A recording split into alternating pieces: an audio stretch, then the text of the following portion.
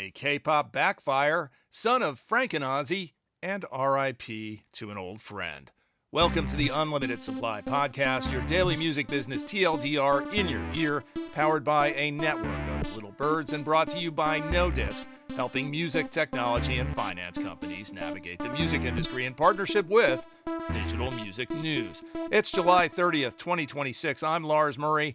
It's Touring Thursday, but before we hit the road, well, that kind of backfired in reaction to K-pop being essentially ignored by the Grammys in recent years as it achieved world domination. The Recording Academy created new categories for Asian pop. Kind of makes sense. After all, it doesn't seem fair that the genre isn't represented adequately, and it's also not very good business to leave out K-pop, J-pop, etc. But maybe what needs to change isn't the categories, but the Grammy nomination process, and the 800-pound gorilla of K-pop decided that it should throw its weight around. BTS has announced a Grammy boycott. In a nutshell, they don't want to be pigeonholed along with their K and J-pop brethren, and to their credit, they're using their considerable influence to try and force a change and defend their principles. Dylan Smith has the details over at Digital Music News. Speaking of principles and 800-pound gorillas, the 800-pound majors and mini-majors are united behind a movement to implement 4 eligibility guidelines for songs that use AI to be included on music charts. Here are the 4. Songs need to be created on an authorized platform. The songs need to be compliant with copyright laws, related rights, and personality rights, which is a bit of a moving target right now. The AI elements in a song need to be clearly labeled, and the track needs to be primarily created by a human and not just be a tool for manipulating streaming or chart numbers. Ariel King has more details over at Billboard. Okay, let's hit the road, out with the Epstein and in with the private equity. Late on Tuesday, the big powerful agency The Team, formerly Wasserman, announced that it was being acquired by the private equity firm Providence Equity Partners, which will provide some closure to clients and employees of The Team and their counterparties, though it may not tickle a large swath of the public who hold private equity in almost as much contempt as they held Jeffrey Epstein. The agency has been flirting with private equity since Providence took a strategic stake in the company in 2022.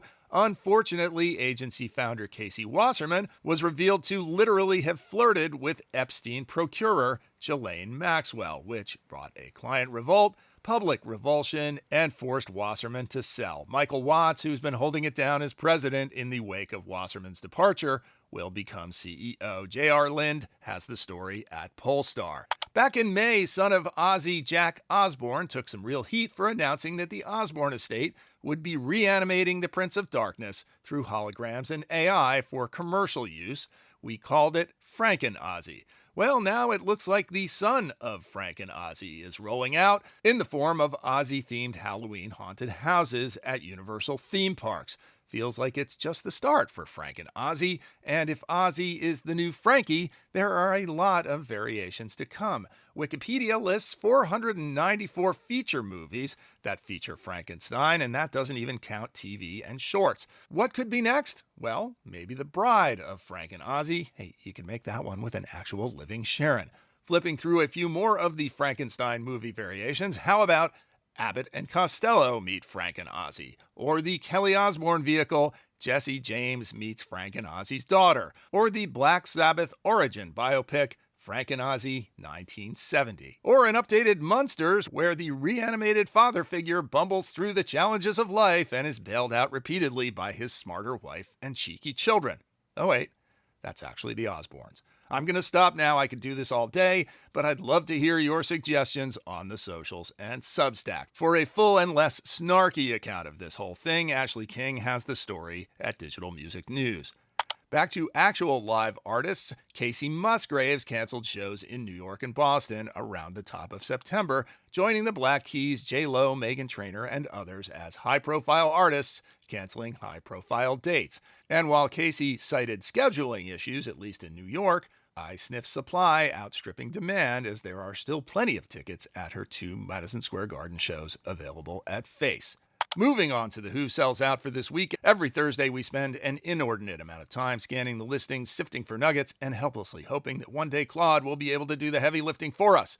But at least Bands in Town has finally upgraded their UI, which makes things a little easier. Yes, by brute force, we assemble and discuss the artists dominating their markets, a few artists who might be punching above their weight, and a few you might be surprised still have tickets available in the U.S. music capitals, New York, L.A., and Nashville. We call it the Who Sells Out. In New York, Rush's Madison Square Garden shows roll on. The remaining dates are tonight, Saturday, and Monday, all sold out. Tonight, Daniel Caesar is close to a sellout at the Barclays Center, his Son of Spurgey tour with Faye Webster opening. J. Cole's playing a whole bunch of shows this week at the Barclays Center Friday and Saturday. Both nights are pretty much sold out, with some late Industry Weasel freebies being returned to circulation, so still a few available at Face there at the Barclays. Sunday and Tuesday, he hits Madison Square Garden with some lower bowl tickets still available and still affordable. On Wednesday, he's at the UBS out on the island, still a handful there in the lower bowl at Phase 2. In the clubs, G-Flip has sold out both nights at the Bowery Ballroom, Monday and Tuesday. In LA, in the major venues, tonight at the Greek,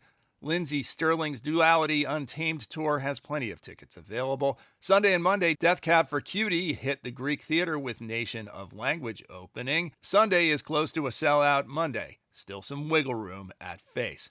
Sarah McLachlan with Allison Russell hits the Greek on Tuesday. There are lots of tickets available, and maybe that's why they canceled Wednesday. Still plenty available for St. Vincent at the Hollywood Bowl with the Hollywood Bowl Orchestra, and at the Wiltern, it's a very busy week. The Pretty Reckless's Dear God tour hits the Wiltern on Friday. Still some available in the upper mezzanine. Moonchild and Brittany Carter are there also on Saturday. Plenty at Face in all sections. But Sierra Farrell and the Broody Brothers, the Heavy Pedal Tour, is a sellout at the Wiltern, with secondaries starting at $147. In Nashville, where nothing sells out, well, Tame Impala and Joe are hitting the Bridgestone on Tuesday, and they are a sellout. Toronto invades Nashville this week as All the Feelings tour hits the Ryman Tuesday with Metric, Broken Social Scene, and Stars. Still plenty available for that. Speaking of stars, Dog Star, basically a club act with a famous movie star bass player, Keanu Reeves, is at the Ryman on Wednesday, and as befits a club band playing the Ryman, plenty of tickets available for that. Bob Dylan is playing the Ascend Amphitheater on Saturday. It's not sold out, but maybe because at $187 for a not great orchestra seat, folks are feeling the pinch. Still plenty of seats open at Barry Manilow's final Nashville tour stop at Bridgestone Arena on Saturday. And in the clubs, Dale Watson hits Robert's Western World Monday night. This is bucket list stuff, people. If you are a honky-tonk fan, get there. And that's another touring Thursday. I've got to wrap up on a sad note today. Hanging on the wall in my house is one of my favorite gold records. It's from the soundtrack to the movie Once, which came out in 2007. It was Lightning in a Bottle, a rare confluence of an indie film built around very real and authentic music making that turned out to be both a critical and a commercial success in the theaters and as an album. The project was a real pleasure to work, not least because of one of the two musicians at the center of it all, Glen Hansard, who created an unforgettable on- and off-screen duo with Markita Irglova. Glen was someone I'm proud to count as an industry old friend. He was an Irish musician right out of Central Casting, which was why he was in the two biggest Irish music movies of all time, Once and The Commitments. He was affable, charming, garrulous, and he was all about the music. At first, I thought the hole worn in the body of his acoustic was a stage effect until I saw him play live and understood that the hole had been worn by his furious strumming. It was one of those all-too-rare major label moments when you're not only proud of the success of the project, you're also proud to bring something utterly unique into the world. Once was a career-defining achievement for Glen and Markita, who, by the way, made up the swell season, and it fully deserved the Grammy and Oscar recognition it received. A few years on, it was great to reconnect with Glen when we threw a Pandora show at Music Biz in Nashville with him as the headliner.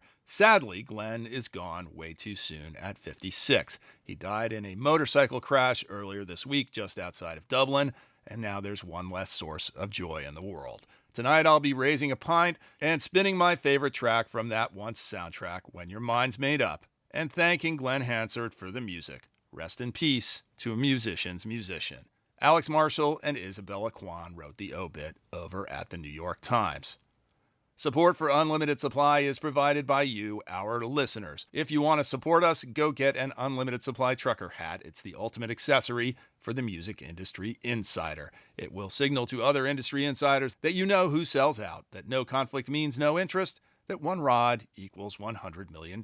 If you want to help me pay the bills, hit me up at unlimitedsupplypod.com. If you want to help in a way that doesn't require a credit card, follow us on Substack, tell a friend or three, or just hit that follow button wherever you get your pods, or drop us a rating and or a review on Apple Podcasts, YouTube, or Spotify. Links are in the show notes, but you can also visit unlimitedsupplypod.com to sign up for our newsletter, to tell us what you think about the show, to suggest feature ideas, to feed us info, to feed us lunch, to make suggestions about Franken-Ozzy variations, to call us out on our dubious assertions, and to tell us what we're missing out on. I'm Lars Murray, and remember, in this business, no conflict means no interest.